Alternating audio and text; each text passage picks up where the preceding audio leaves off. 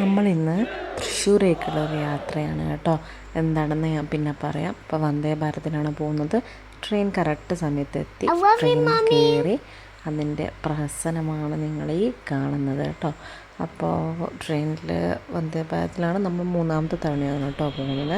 അതുകൊണ്ട് ഭയങ്കര എക്സൈറ്റഡ് ഒന്നും ആയിട്ടില്ല, എന്നാലും എക്സൈറ്റഡ് ആയിരുന്നു കേട്ടോ. അപ്പോൾ അങ്ങനെ നമ്മൾ യാത്ര തുടങ്ങി. ഇത് പിന്നെ ആസ് യൂഷ്വൽ ട്രെയിനിൽ കയറി കഴിഞ്ഞാൽ ഞാനിങ്ങനെ ഞാൻ കാണാതെ പോലെ അൺഎക്സ്പെക്റ്റഡ് ആയിട്ടൊരു വീഡിയോ എടുക്കുന്ന പോലത്തെ ഷൂട്ട് ഞാൻ തന്നെ ചെയ്യും. അതെനിക്ക് സ്ഥിരമാണ്. പിന്നെ എനിക്ക് ഏറ്റവും ഇഷ്ടമുള്ള യാത്രയാണ് ട്രെയിൻ യാത്ര. എല്ലാ യാത്രകളേക്കാളും കൂടുതൽ എനിക്കൊരു ഹരമാണ് കേട്ടോ ട്രെയിൻ യാത്ര. എനിക്ക് ഭയങ്കര ഇഷ്ടമാണ്. അപ്പോൾ ഞാനത് നന്നായിട്ട് എൻജോയും ചെയ്യുന്നുണ്ട് കേട്ടോ. രസനം മാത്രമല്ല, എൻജോയ്മെൻറ്റും ഉണ്ട്.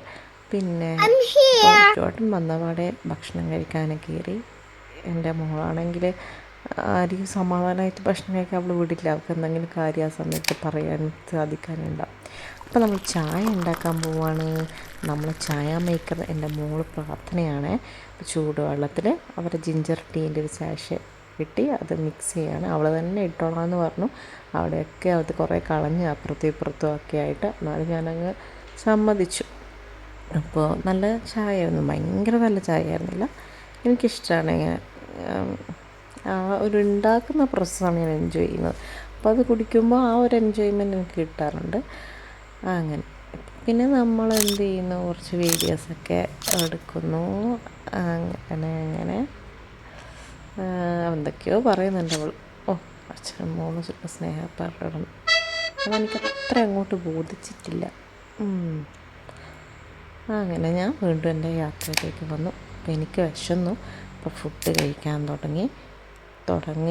തുടങ്ങണമെന്ന് വിചാരിച്ചു. അപ്പോൾ എന്തൊക്കെയാണ് ഫോർക്കും സ്പൂണൊക്കെ തന്നിട്ടുണ്ട്. നമ്മൾ പിന്നെ അതൊന്നും യൂസ് ചെയ്തില്ല. ഓക്കെ, അപ്പോൾ എന്തൊക്കെയാണെന്ന് അറിയാൻ എനിക്കൊരു എക്സൈറ്റ്മെൻറ്റ് ഉണ്ടായില്ല, കാരണം റിജോട്ടൻ ഓൾറെഡി പറഞ്ഞിട്ടുണ്ടായിരുന്നു. അപ്പോൾ 2 പേരും നോൺ വെജ് പറഞ്ഞുകൊണ്ട് തന്നെ വെള്ളയപ്പം കിട്ടി. 3 വെള്ളയപ്പം ഉണ്ടായിരുന്നു കേട്ടോ.